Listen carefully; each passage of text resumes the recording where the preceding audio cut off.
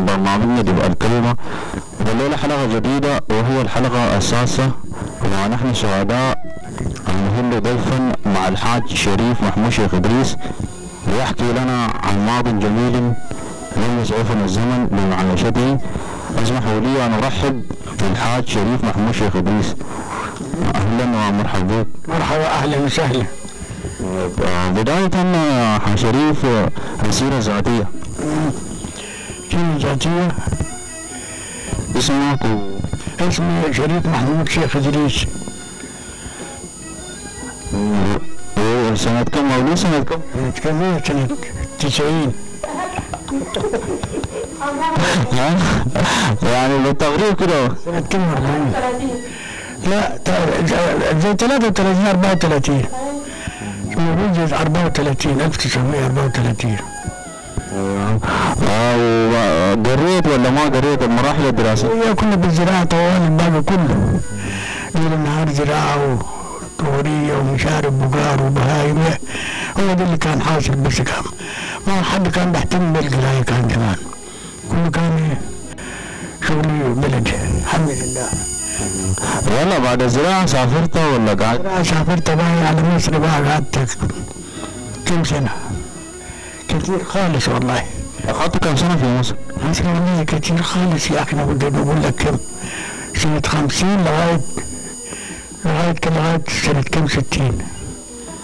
قعدنا كتير في مصر، كتير خالص خالص خالص والله. اشتغلنا ومشينا كده ما سيبنا حتة بورسعيد ومصر وبإسماعيلية، ما سيبنا حتة والله. الحمد لله. بعد كده رجعنا في حالنا فيه وطننا بقى طوال. هو ده اللي حاصل بس.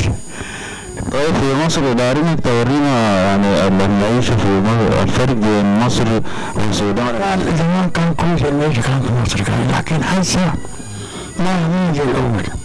المعيشة صعب جدا دلوقتي. يعني اللي ياخد 10 جنيه كان مبسوط، كان في مصر كان، لكن هسه دلوقتي كل حاجة غالية. المعيشة صعب جدا والله، جدا جدا، ما زي الأول أبدا. الواحد كان بيمشي لغاية مصر كان يمكن ب10 جنيه يمكن كان، لكن دلوقتي مليار دلوقتي لغاية ما توصل مصر. المعيشة غالية خالص دلوقتي الحمد لله. زمان كان حاجة بسيطة، كان المصاريف كان ما كان كتير. الحمد لله عشنا كتير والله، عشنا كتير. الواحد كان بياخد 10 جنيه في مصر كان بيعيش ملك كان. هنا بالسودان؟ لا، بالسودان ما اشتغلنا. ما إذا الزراعة ما اشتغلنا بالسودان، اشتغلنا زي زراعة مظبوط يعني، اشتغلنا كتير. المواقف المضحكة يعني حاجة ضحكتك في مصر؟ احكي لنا عن حاجة ضحكتك في مصر يعني. حاجة والله كان الواحد كان مبسوط في مصر، كان كل حاجة كان بيضحكنا. كده احكي لنا موقف كده ضحكك. مصر كان المعيشة كان رخيص، يعني 10 جنيه لغاية ما تخلص انت كنت بتزعج والله. المصاريف كان بسيط خالص كان جدا جدا، لكن هسه 100 جنيه ما بيشيك 10 ايام في مصر. غلي مصر غلي دلوقتي يا راجل. المعيشة كان رخيص خالص والله. السمك كده كان بالملايين كان في مصر كان، لكن هسه وين دلوقتي غلي، المعيشة غلي خالص. طيب المعيشة هنا في السودان كيف؟ هنا في السودان المعيشة دلوقتي أزرق من الأول. والله أزرق من الأول دلوقتي. كان رخيص برضه هنا والله، كان رخيص والله العظيم. يا أخي الخروف كنا بناخده ب50 قرش يا راجل، نذبحه والله ب50 قرش كان هنا بدون كان. دلوقتي كيلو لحم معطيه ب50 قرش. المعيشة غلي دلوقتي يا راجل. المعيشة صعب جدا دلوقتي. طيب نرجع للسودان هنا. طيب اتزوجت سنة كم؟ سنة 49 50 اتزوجت أنا. سنة 49 كان. والله تكلمينا عن طقوس الزواج، كان كيف زمان؟ لا حول، كان ملالين. المهر كان 10 جنيه بس. كان والله ما كان غالي من زمان، ما كان رخيص زمان طبعا، ما زي الأول، بتكلم زي الأول. يعني كان كيف العرس زمان يعني في زمانكم؟ ما كان في بلد يدوك واحد يغني وخلاص سلام السلام عليكم وعليكم السلام. والله قلت لي علينا على دلوكة ده ذات. تكون ضربوك احنا ضربوك. طيب ده شنو كان؟ ليش كان رخيص يا راجل؟ طيب يلا الإنارة قبل الكهرباء. قبل الكهرباء كهرباء ولا ما كان كله بالوابود كان. كل العيش الهامي اكل كله كان بالوابود. عاقل اتمدن وجابوا كهرباء وبتاعه تلفزيونات وايه. الإضاءة كان كيف باللمبة غنية ولا؟ لمبة بالجاز لمبة باللمبة بس بعد ما اللمبة تبقى الدنيا ما كان بيشوف له حد ما كان بيشوف شارع الناس. الكبريت كان بسيط الناس كان بيروح يكتب بالبحر يكتب من واحد وجه والثاني وجه. بالبحر ايوه فوسيلة يا فلان كلنا كنت عمر تجي بالوابود الشاي بالوابود الاكل كله كان بالوابود. والرتينة بتولدوها كان في المناسبات؟ نعمل شوية تمدن وعمل روتينة بس ده اللي زاد. بعد الروتينة الكهرباء جاء. مش اللي قدام كده اهو وسخ الدنيا كله ساكن. الحمد لله. الحمد لله. طيب يلا الزراعة كان كيف زمان؟ الزراعة الواحد كان عايش بالزراعة بالذرة بالقمح بالمكانة كله كان بالزراعة. من كان بالشري بالزراعة كان كله كان بالزراعة. العمايش كان الذرة يزرعوه يحصدوا المكانة القمح كله كان بالزراعة بالساقية من البوابير بالسواق بالتيران. يلا بيتكلمون عن الساقية شادوف الساقية ما كان خشب البقار بيعلق ويسوق التيران يجيبوا المية يزرعوا بها ويعيشوا بها. بوابير ما كان في بوابير ما خالص انتشر بالاخر. ما كان في دماك ولا بوابير كله كان سواق كله كان سواق الجزيرة غرب كله كان سواق بالسواق بالتيران. يعني الزراعة زمان كان صعب هسي صعب بعدين ما كان بيكلف. البقار بتاع القش بياكلوا يعلموا في الساقية شو يجيبوا المية يزرعوا حسب دلوقتي جاهز ومشارب شلول ومشارب بيكلف دلوقتي الزراعة. طيب وسائل الاتصالات كان كيف يعني زمان؟ هسه بقى في موبايلات وفي هنا زمان يعني الإدارة ترسل لزول اتصالات ما كان في جواب كان بيمشي شهرين. أنا مرة جيت إجازة في مصر هنا بعت لي الله يرحمه عبد العزيز الشريف جواب أنا هيقول لهم كذا. أنا بعد أخذت 3 شهور رحت هناك الجواب يا دوب جا ماشي بكرهين. يعني كان صعب زمان وسائل الاتصال؟ المواصلات ما كان صعب زمان. الواحد كان بيمشي شهر شهرين في السكة يا راجل. ما كان في اتصالات واتصالات ما كان في موبايلات ما كان في تليفونات ما كان في كان جوابات.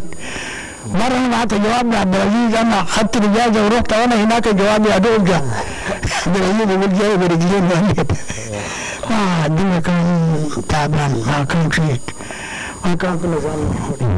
قصدنا مع الحاج شريف هنا الحاج شريف نرجع ثاني للألعاب. ألعاب شنو؟ يعني ألعابكم كان كيف زمان؟ كان في خشبة يتوني في الأرض والثاني يعملوا خرم يحطوا علم واحد يلاقي يلفوا طول الليلة كور طول الليلة 2 ينزلوا 2 يركبوا. فراديتش اسمه فراديتش؟ ايوه. تعالى ما كنت عندكم غير اللعبة دي؟ بعدين في شريك برضه. شريك دي شو؟ 2 يركبوا فيها يزقوا بها يلف ويجري هناك يتعب والثاني ينزلوا 2 ثاني يركبوا. طول الليل كان لعبة هو بلدي كان. بعدين كود كامر كود يعني دفعتين شلة من هنا شلة من هنا كود كده عظم ولا شو؟ قديم يعملوا يمرأ يرموه يروح يلقى اللي يلقى يمسكوا بعض يعني كان لعبة كاملة. يعني زول اللي يلقى العظم ده الفايز. ايوه لو حصل الميز خلاص فايز لكن يمسكوا منه الناس يمسكوا منه يروحوا جنبين. لعبة كان بالليل كان. طيب يلا النفي والفزع زمان. فزع كان كل واحد عنده شغل يتلم مع بعض يعملوا له فزع كان يخلصوا ده الثاني يعمل يخلصوا عنده حش الجمح عنده لغة يتلموا يعملوا ويمشي للتاني يمشي، يعني كان بيساعدوا بعض، كان إذا كان يعني واحد عنده شغل يساعدوه يعملوا له، زي التاني يعملوا له. مش كان زي دلوقتي، الناس كان يخدموا بعض، كان فزع كان. يعني طيب زمان لما الزول يكون عنده فزع، تجهيزات الفزع شنو انت بتجهز؟ شنو انت الزول اللي عندك الفزع؟ الاكل والشاي بس، ما تجهز حاجه. يجيب لهم اكل ياكل يشرب الشاي يخلص بتاعه يمشي طوال. ما في ولا قروش ولا حاجه. كل واحد عنده حاجه يروح يعملوا له ايه يمشي طوال. ما في غير كده. يلا طيب يلا تقوانكاري كده اتكلم لنا شويه عن تقوانكاري. تقوانكاري كان كله طين، كله كان طين، البحر قشال كله. يعني ما في حد كان عنده ايه، كله كان بالعمر بتاع النخل. ما فيش ولا دي ولا المنصورة ولا كمين ولا بتاع، كله كان أمبكو حبت كلها بعضها. كان شغل بلد بلدي كان، ما في غير كده كان. يعني ما كان بيكلف الناس. يلا زمان الأواني المنزلية القديمة زي الرحاية والقصيبة، كيف تكلم لنا عن الرحاية والقصيبة؟ الرحاية والقصيبة لغاية دلوقتي كانت فيه، لكن ندن وبطلوا كله. في ناس لسه بتحت قصيبة واقف هنا فوق كمان واقف. وين ده؟ يعني بالحيل أنا بوريك قصيبتين واقفين، جاهزين واقفين، أصحابنا في شيء البيت يتهدى والحوش واقفين قصيبتين. عند عوض خالي هناك جنب ورا قبل بيني، القصيبتين واقفين والله. القصيبة اللي كان بيخطوا فيها طين؟ لا كان بيحتاجوا فيه شنو؟ القمح والبلح الذرة كله كان بيخزنوا فيها. يخزنوا فيها كان. زمان ما كان في شوالات قصيبة. دلوقتي واقف جنب بيني واقف 3 قصيبات بعد بيت عوض خالي، قصيبات واقفين سلام كمان، ما في حد ساكن فيها. اليوم جانا قصيبة كل شوالات وكلام فارغ، ما في قصيبة ما في جانا. طيب القصيبة ولا الرحاية؟ الرحاية برضه في ناس عندهم لسه برضه. الرحاية كان بيطحنوا فيها ايه؟ القمح والذرة. طريقة الاستعمال كان كيف يعني؟ هو كان 2 بيقعدوا يمسكوا بتاعه ايه، يطحنوا بتاعه والتاني يطحن بتاعه والتانيين يفترقوا. الرحاية نزلت الرحاية دي، حاسة في رحاية. معلقت عليه كده. طيب فاصل وانا واصل.